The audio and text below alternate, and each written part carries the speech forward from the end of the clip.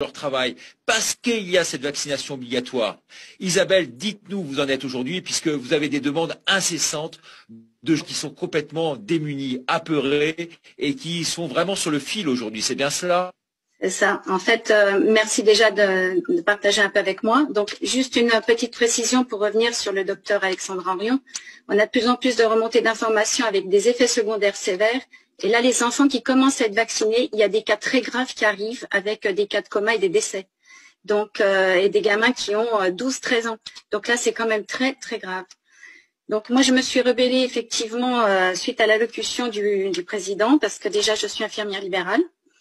Que nous n'avons plus à ce moment-là de droit, de liberté. Donc là, c'est quelque chose pour lequel je pense nos anciens se sont battus et on n'a pas le droit de laisser faire, parce que qu'est-ce qu'on va laisser à nos enfants?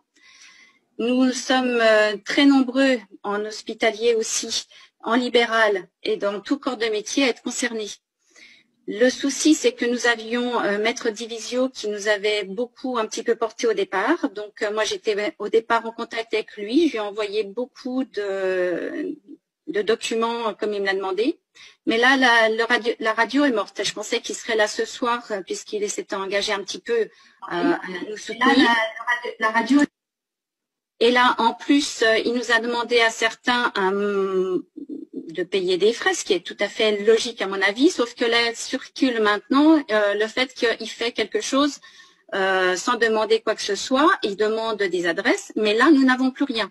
Donc pour l'instant nous sommes complètement un petit peu à l'abandon. Heureusement j'ai Maître Carlo Brusa avec qui j'ai contact lundi après-midi, et c'est quelqu'un que j'aime beaucoup parce que lui défend les droits et les libertés, et c'est vraiment quelque chose qu'il a aux tripes, contrairement à certaines personnes qui ne pensent qu'à la médiatisation. Ça nous agace beaucoup. Donc, il y a Carlo et Virginie aussi qui est là, qui va prendre la parole dans un instant. Mais venons sur la situation des hôpitaux. Dites-moi juste un mot. Alors, on m'a dit, attendez, oui. juste un mot, pardonnez-moi. On m'a dit que dans certains hôpitaux aujourd'hui, il y avait des infirmières qui étaient obligées de porter des tuniques d'une certaine couleur et d'autres non vaccinées d'une autre couleur. Est-ce que ça, vous pouvez nous le dire ou pas? Est-ce que c'est vrai?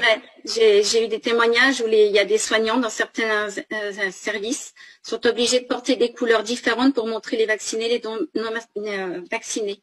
On a des témoignages de discrimination qui sont épouvantables. Il y a des pressions et des menaces qui sont épouvantables. Les remontées d'informations, c'est pareil sur les effets secondaires des gens vaccinés, même dans les services, ne peuvent pas se faire parce qu'il y a une pression et des menaces au niveau des instances supérieures.